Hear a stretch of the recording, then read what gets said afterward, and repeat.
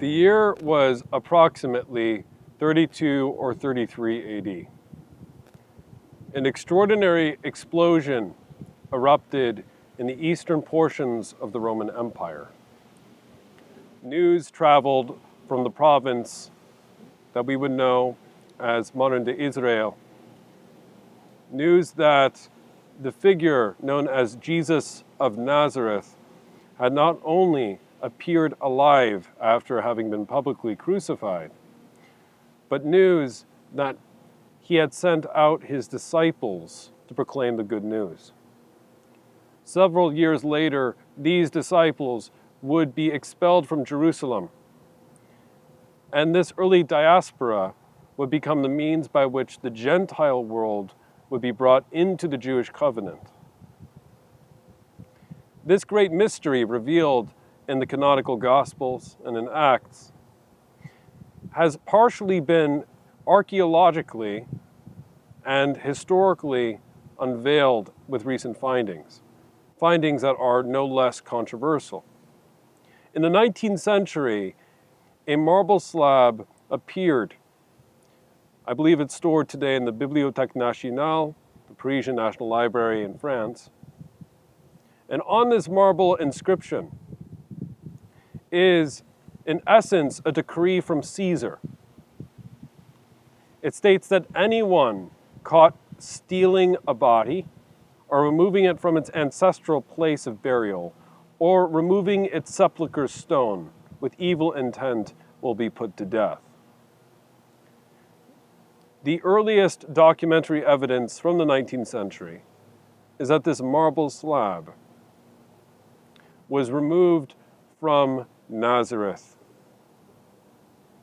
If so, we might be able to position this marble slab called the Nazareth tomb inscription as one of the earliest archaeological witnesses that less than 5 or 10 years after the event, even the emperor of Rome, by that time Tiberius would have died, Claudius would have been reigning, was perfectly aware that the followers of Jesus of Nazareth believed that he had bodily been raised from the dead, and that the false rumor of body snatching had spread.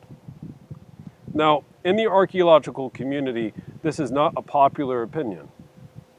Instead, the alternative mainstream hypothesis goes something like this: that this marble slab was removed not from Nazareth, but as we could tell from examining the marble, from an area in Turkey, roughly called Kos, and that it may refer to the removal of the grave and the body of a king named Nicaeus, who had allied himself with Mark Antony and Cleopatra against Octavian before the Battle of Actium, well before the events of the New Testament.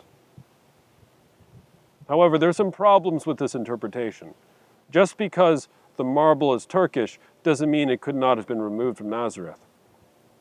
There was clear trade in first century Galilee under the Herods between them and their friends in Turkey, their trading partners. Sepphoris, a trading post where Joseph and Mary would have regularly traveled for work, was located not far at all from Nazareth during the first century.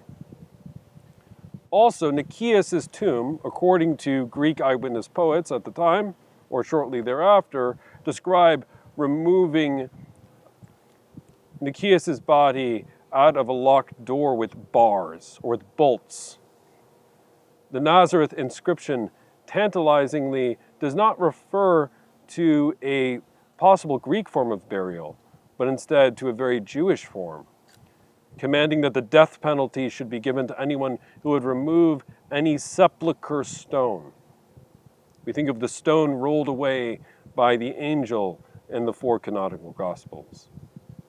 If you've seen the movie The Passion of the Christ, this is dramatically visualized.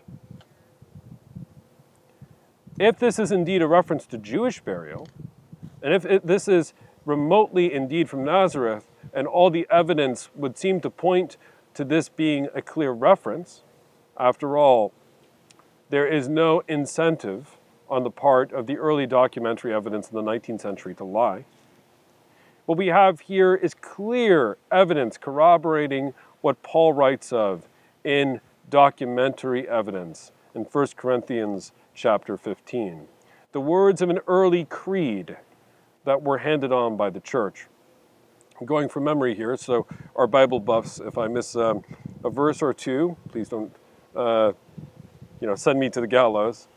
But Paul says, in essence, what I have received, I faithfully hand on to you. The gospel which is preached, that Christ died for our sins according to the Scripture, that he was buried, that he rose the third day in accordance to the Scripture, that he appeared first unto Cephas, Peter, then unto his disciples, then to over 500 brethren at once, and then at last to me, as to one untimely born. That passage translated from Koine Greek directly back into the Aramaic, according to even skeptical scholars like Bart Ehrman, a professed agnostic, clearly come from an Aramaic original. A creed that would have been chanted or sung or recited as early as 3 or 4 years after the resurrection event. Even more tantalizingly, N.T. Wright, acclaimed apologist and author of many works analyzing the resurrection, points out that when we use the term resurrection, in a Jewish mind, this does not mean merely the soul ascending up to God, as we think in very modern Neoplatonic terms.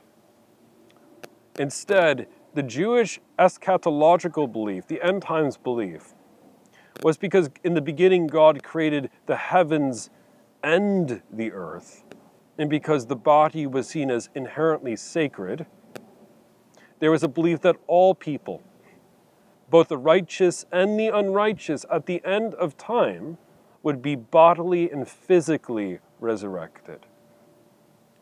The term resurrection, in Greek, anastasis, therefore, pointing to the Jewish thought of resurrection, can only be a bodily or physical one. This is why Paul in 1 Corinthians 15 refers to the burial of Christ as to emphasize that this was a physical event. The last bit of evidence that N.T. Wright, Craig Keener, and many other apologists have noted is how the New Testament reveals the finding of the empty tomb. In first century Israel, it was illegal for a woman to bear witness in court. As much as we are ashamed to say it in this rather chauvinistic society, it was uncommon to give women the witness stand. And therefore, you could see in 1 Corinthians 15, Paul has, for the sake of a large Gentile audience, who were even more sensitive about some of these issues, also omitted an important detail. That Matthew, Mark, Luke, and John agree that the empty tomb was first discovered by the women early on the morning of the first day. If you were going to concoct a narrative, if you were going to invent a narrative in the first century, you would never have the meeting between Mary Magdalene and Jesus in John chapter 20. You would have never had the appearances that you see at the end of Matthew chapter 28, where they cling to Jesus' feet. You would have never even had, if you assume the shorter ending of the Gospel of Mark, you never would have had the women having the encounter of the angel in front of the empty tomb. Many skeptics will try to poke at these accounts and say that they're contradictory. They try to make the argument that they seem less streamlined, less in agreement, saying that some of the women who arrive at the tomb act differently than others. I think this is easily resolved with a full belief in biblical inerrancy, as we do. But the fact that multiple groups of women arrived on the morning of the third day and witnessed this. And as with multiple eyewitnesses, naturally, different details will be accentuated. Different encounters will be focused upon. Now, why do I mention this? We live in a time and a culture that is beginning to try to allegorize the Bible. There is an attempt to see Jesus as the prime archetype. And many are, through a positive intent, through a good intent, leaving off at that major detail. But Paul did not lay his head on the chopping block, and neither did Peter suffer crucifixion upside down for the sake of an archetype. They encountered what they sincerely believed to be the Word made flesh, God incarnate, risen physically from the dead. And it is often argued, well, we don't really know. We don't have sufficient evidence to draw a verdict. My friends, with an open mind, and yes, with healthy skepticism, I encourage you to examine the evidence that has been brought before here, to explore the mystery, the revelation, to quote or paraphrase Hamlet, that there are more things in heaven and on earth that are dreamed up in your philosophies, dear Horatio. And to acknowledge that we have sufficient evidence that Jesus of Nazareth, who was publicly crucified under Tiberius Caesar, was not only seen to be alive the third day, but that his resurrection, his physical resurrection, was so widely known only 10 years or so after the event that the emperor of Rome, then probably Claudius, was compelled to send for the construction of a monument in his hometown, a monument recognizing that an extraordinary event had taken place, one that has reshaped the history of the world. We encourage to hear your feedback. We encourage all of kind hearts and skeptical questions to raise their concerns, and we look forward to hearing you in the comments section. God bless.